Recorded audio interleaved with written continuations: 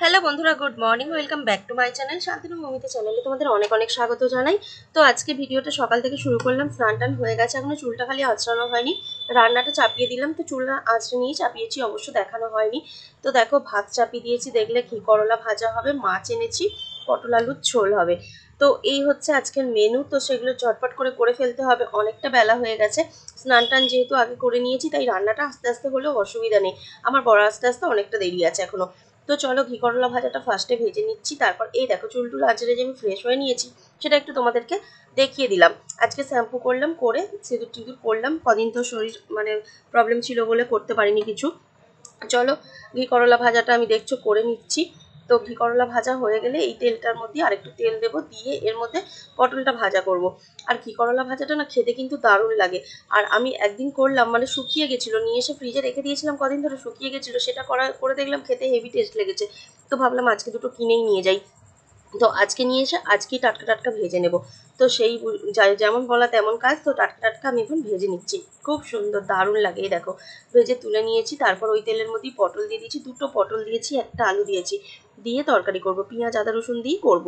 মাছগুলোকে ভালো করে ধুয়ে নুন হলুদ মাখিয়ে নিয়েছি, নিয়ে দেখো মাছগুলোকে ভাজা করে নিচ্ছি। পটল আলুর তরকারিটা যে করেছি, পুরো রেসিপিটা শেয়ার করা হয়নি, আদা রসুন পেঁয়াজ দিয়েই করেছি। আর এটা হচ্ছে সিলভার কাপ মাছ। সিলভার কাপ মাছ অনেক দিন পরে নিয়ে এসেছি, জানো তো। 5 পিস মাছ ছিল, তো তার মধ্যে 1 পিস আমি আমার জন্য টক করব। কেননা সিলভার কাপ মাছ যখনই আনা হয় তখনই আমার টক একটু খেতেই হবে, না হলে আমার ভালো লাগে না। চলো, এই মাছগুলো এক এক করে এখন ভেজে নিই সবগুলো। তো পিসগুলো দেখেছো, খুব সুন্দর করে পিস করিয়েছিলাম, কেননা খুব ছোট ছোট করে দিলে না বিরক্ত লাগে, দুটো মানুষে খাওয়া হয়। তো তো সোনাই তো মাছ খেতে চায় না, যার জন্য আমরা দুজনেই মাছ খাই। তো এই দেখো, পিসগুলোকে তুলে নিয়ে পেটি দুটোকে ভাজা করতে দিয়ে দিয়েছি। পেটিগুলো জানো তো একটা সাইড একটুখানি ধরে গিয়েছিল, বেশিক্ষণ হয়ে গিয়েছিল, তো ছালটা ধরে গিয়েছিল, কিন্তু খেতে যা টেস্ট লাগছিল না। চলো, এখন এটাকেও তো আদা রসুন পেঁয়াজ দিয়ে ঝাল করবো। পেঁয়াজটাকে খুব সুন্দর করে ভেজে নিলাম, এর মধ্যে এই যে আদা রসুন বাটা একসাথেই বেটে নিয়েছিলাম, টমেটো আদা রসুন, তো সেই দিয়ে ঝালটা করে নিলাম। আর এই 1 পিস পেটির মাছ তুলে রেখেছি, এই দেখো একটু তেঁতুল ভিজিয়ে রেখেছি, সেই তেঁতুলটা দিয়ে এখন টক করবো একটু মিষ্টি মিষ্টি করে। এই হলো মাছের ঝাল। কেমন হয়েছে একটু দেখে বলো তো তোমরা। সুন্দর করে নিয়েছি। আর এই হচ্ছে আমার 1 পিস মাছের টক। তো দারুণ দারুণ দুর্দান্ত হয়েছিল। চলো, খেতে বসে পড়েছি সবাই মিলে, দুজনে মিলে। এই দেখো, পটল আলুর ঝোলটা তো তোমাদের দেখানোই হয়নি লাস্টে, ওটা হলো পটল আলুর ঝোলটা। তারপরে দুপুরবেলা জানো তো খাওয়া দাওয়া করে আর শুলাম না। গতকাল একটু তাল চেঁচে রেখেছিলাম, তোমরা তো সেই ভিডিও পেয়েই গেছো।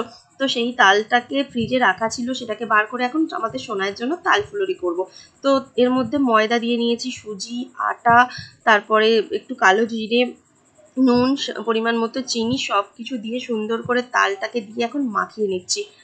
তো এগুলোকে আগে দিয়ে দিলাম, দিয়ে তারপরে তালটা একটু একটু করে দিয়ে মাখালাম, যাতে ব্যালেন্স করে মাখাটা যায়। আর সত্যি কথা বলতে জানো তো, জীবনে এই প্রথমবার আমি তালের ফুলুরি করছি। অ্যাকচুয়ালি এগুলো সব মা করে, আর আমি কোনোদিন করি না, কোনো দিনও করে দেখিনি বা ছুঁয়েও দেখিনি। শুধু একটা দুটো খেতাম, খেতেও খুব যে আমার ভালো লাগে তা নয়, কিন্তু সোনাই খেতে এতটাই বেশি ভালোবাসে যে কি বলবো, আমাকে নিজে করে দিতে হচ্ছে। আমি না খেলেও ওর জন্য করে দিতে হচ্ছে, যাকে ছেলেপুলেরা খেলেই শান্তি। এই দেখো, এটাকে ভালো করে সুন্দর করে মেখে নিচ্ছি, এর মধ্যে আরও একটু তাল দেবো, কেননা মাখাটা শক্ত শক্ত হয়ে গেছে। চলো, এই দেখো এইবার নরম নরম করে মাখাটা হয়ে গেছে, আমি তোমাদেরকে একটু দেখিয়ে দিলাম।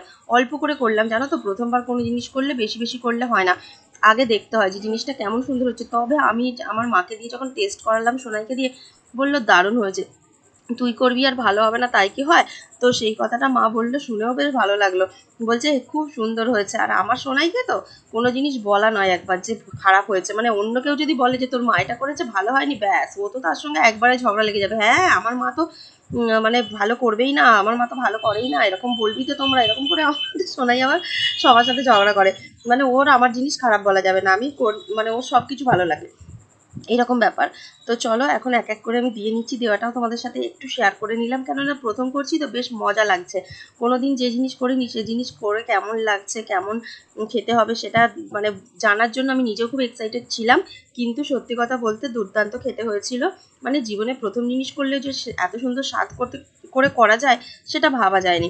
তো দেখো, সুন্দর করে ভেজে নিচ্ছি, কড়ার মধ্যে তেলও অনেকটা দেওয়া হয়েছে, কেননা এগুলো একটু বেশি তেল না দিলে হয় না, একটু ছাঁকা তেলে ভাজতে হয়। সুন্দর সুন্দর শেপ তৈরি করেছি, তবে খুব কম আঁচে কমিয়ে দিয়ে ভাজছি। আর আমার বোন জানো তো, খেতে কিন্তু ভীষণ ভালোবাসে। দেখো, ছেঁকে তুলে নিয়েছি, কেমন সুন্দর দেখতে লাগছে না?